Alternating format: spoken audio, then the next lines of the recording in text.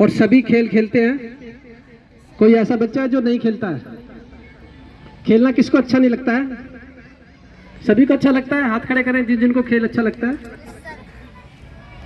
सभी बच्चों को खेल अच्छा लगता है और सभी खेलते भी होंगे।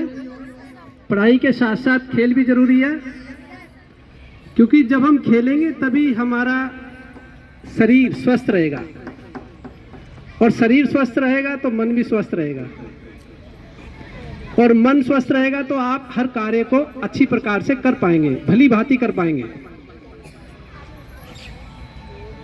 और जो कार्य भली भांति होगा वो श्रेष्ठ से ही श्रेष्ठ, श्रेष्ठतम, अधिकतम श्रेष्ठतम होगा। खेलना क्यों जरूरी है? कोई बताएगा बच्चा? क्यों खेलना जरूरी है? मम्मी पापा तो मना करते हैं, सारे दिन खेलते रहते हो, पढ़ाई नहीं करते हो, ऐसे ही होता है? किस किस के मम्मी पापा बोलते हैं? सभी के बोलते हैं? बोलते हैं ना कि सारे दिन खेलते रहते हो, पढ़ाई नहीं करते हो। जितना जरूरी पढ़ाई है उतना ही जरूरी खेलना भी है। देखिए, जब हम खेलते हैं तो क्या होता है, हमारे शरीर के सभी अंग प्रभाव में आते हैं, और साथ साथ में हमारा मन भी एक्टिव होता है। आपने साइंस में पढ़ा होगा कि जो हमारे जॉइंट्स हैं, इन जॉइंट्स के बीच में एक जेलेटिन सब्सटेंसेस होता है, जेलेटिन पदार्थ होता है। जैसे जैसे हम जोड़ों को मूवमेंट देते हैं, वो जेलेटिन पदार्थ प्रभाव में आता है, जिससे उनकी मूवमेंट बढ़ने लग जाती है। और जैसे ही जब जॉइंट्स की मूवमेंट बढ़ेगी तो उनकी मांसपेशियां भी प्रभाव में आएंगी, उनसे जुड़ी हुई कोशिकाएं भी प्रभाव में आती हैं, हड्डियों का पूरा ढांचा प्रभाव में आता है। जितनी अच्छी मूवमेंट रहेगी उतनी ही गति अधिक रहेगी।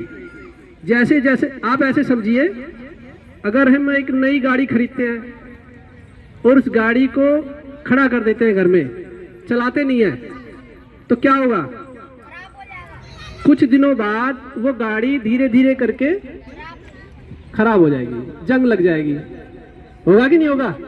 तो ऐसे ही शरीर है, जब तक उसको आप गतिमान रखेंगे, चलते रहेंगे, चलाते रहेंगे, तब तक वो शरीर मूवमेंट में रहेगा, और उसके सब्सटेंसेस, जो उसके अंदर जो रसायन है, 24 प्रकार के रसायन बनते हैं ना, वो सभी इफेक्टिव रहेंगे। हमारे जॉइंट्स भी मूवमेंट में रहेंगे। अब देखिए, मैडम ने कितना अच्छा बताया था, पानी पी के कागासन में। कागासन किस किस को समझ में आया? सबको समझ में आया? हाँ, तो हाँ जी, जब हम पानी पीकर कागासन में बैठते हैं, एक चीज और मैं थोड़ा ऐड कर देता हूं इसके अंदर। जब हम कागासन में बैठे तो अपने अंगूठों पे जोर देना है। पैरों के जो अंगूठे हैं उनका संबंध हमारे नाभि से है, और नाभि में विभिन्न प्रकार की अग्नियां हैं। और आपने देखा ना, जब किसी की जो नाभि दिख जाती है, हिल जाती है, ऊपर नीचे हो जाती है, तो उसके पैर के अंगूठों को खींचा जाता है। क्यों खींचा जाता है? इसी वजह से खींचा जाता है कि वो नाभि जो है अपने स्थान पर आ जाए। सबसे सरलतम उपाय है। जिसकी भी नाभि गिर जाती है या नाभि आगे पीछे हो जाती है वजन उठाने से या और भी अन्य गतिविधियों से, तो उनके आप पैर के अंगूठे पकड़ के खींच दीजिए, अपने आप नाभि अपनी जगह पे आ जाएगी। थोड़ा सा स्ट्रेचिंग करवाएं, पैरों के अंगूठे खींचे, नाभि अपनी जगह पे, और थोड़ी सिकाई कर दें उसको ठंडी के मौसम में। अब जैसे ही हम कागासन में बैठते हैं, कागासन जो मैडम ने बताया था, उकड़ू आसन है ना, ये देखिए ऐसे बैठेंगे ना, और जब आप पानी पी के इस घुटने को इधर ले जाएंगे या इधर ले जाएंगे, तो आपने पानी पिया हुआ है, उससे क्या होगा, हमारी छोटी आंत और बड़ी आंत दोनों की मसाज होती है। अगर हम पानी पी के करेंगे तो वो धीरे धीरे करके पानी उन आंतों को धुलाई करता है। उनके जो रसायन है, कितने प्रकार के रसायन बताए आपको? 24 टाइप्स, 24 प्रकार के रसायन, वो पूरे प्रभाव में आते हैं। आंतों के ऊपर छोटी छोटी, जैसे ना ये हमारे रोम छिद्र हैं, ऐसी वहां भी आंतों में भी स्थिति है बनी हुई है ऐसी। तो उनसे क्या होता है, अलग अलग प्रकार के रसायन निकलते हैं। उन रसायन के साइंस भाषाओं में अलग नाम है, तो वो तो आपको अभी नहीं बताएंगे। अभी सिर्फ इतना सोचना है कि वो रसायन बनते हैं और उन रसायनों से हमारे जो है पूरे आंतें प्रभाव में आएंगे। जब भी हम कोई चीज खाते हैं, शुरुआत कहाँ से होती है? मुंह से।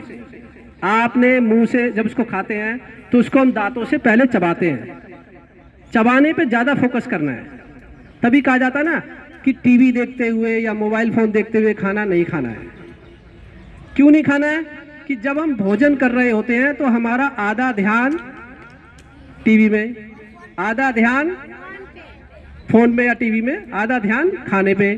तो उससे हमारा जो डाइजेशन अंग है, जो पाचन क्रिया है, वो पूरी रूप से काम नहीं कर पाती है।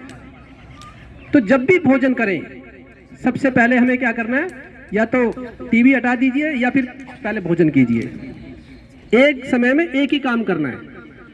जब भोजन करने बैठे तो थोड़ा सा पानी हथेली में लेना है, इसको बोलते हैं आचमन। और 2 चम्मच हथेली में पानी लेकर पहले पानी को पीना है, जिससे हमारे जो आते हैं वो एक्टिव हो जाती है, हमारे डाइजेशन पार्ट एक्टिव हो जाते हैं और ब्रेन को भी मैसेज पहुंच जाता है।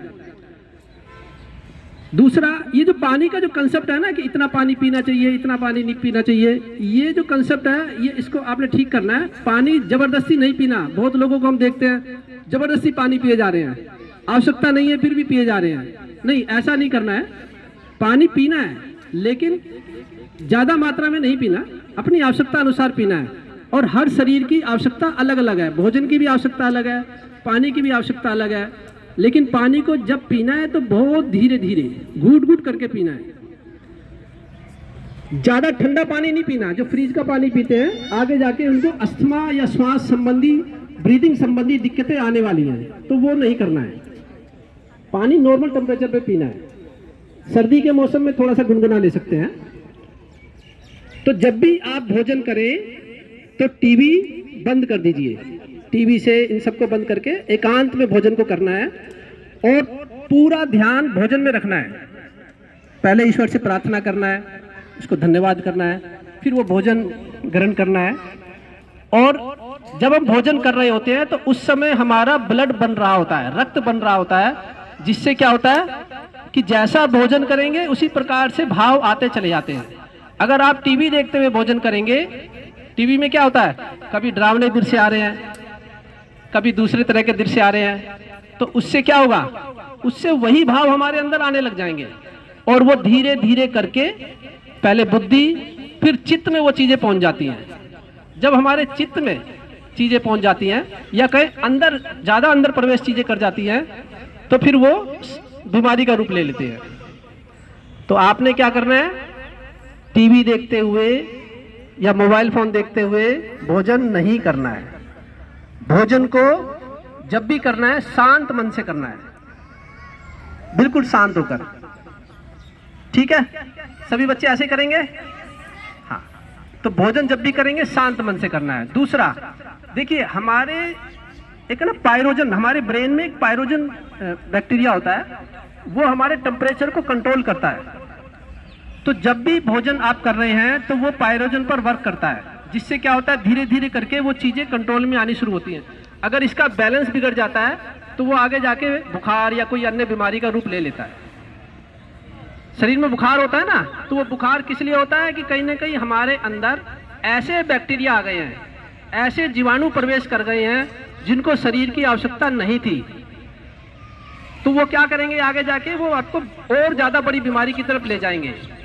लेकिन ईश्वर ने ये शरीर इतना अच्छा बनाया हुआ है, इतनी शक्ति इसको दी हुई है कि ये क्या करता है, जैसे ही जीवाणु एक मात्रा से ज्यादा हो जाते हैं तो ये अपने टेम्परेचर को बढ़ा लेता है। टेम्परेचर इसलिए बढ़ाता है ताकि उन जीवाणुओं को मारना चाह रहा है, उनको हटाना चाह रहा है वहां से, इसलिए हमें बुखार आता है। और हम क्या करते हैं, बुखार होते ही तुरंत भाग लेते हैं दवाई के लिए। हमने शरीर को इतना कमजोर बना दिया है कि जरा जरा सी चीजों के लिए दवाई लेना शुरू कर देते हैं। शरीर को लड़ने दें, फाइट करने दें, कम से कम पहले दिन तो ना करें। जब भी बुखार हो आपने क्या करना है, अपने आप को थोड़ा उपवास की तरफ ले जाइए, पानी खूब पीजिए, फल खाइए, लिक्विड ज्यादा लीजिए, है ना। धीरे धीरे आप देखेंगे टेम्परेचर अपने आप नॉर्मल होना शुरू होगा। तो ये छोटी छोटी चीजें हैं। जैसे सिर दर्द हो रहा है तो ये देखना है कि सिर दर्द किस लिए हो रहा है, पेट साफ नहीं है या कोई और दिक्कतें आ रही हैं, तो उस पर आपने वर्क करना है।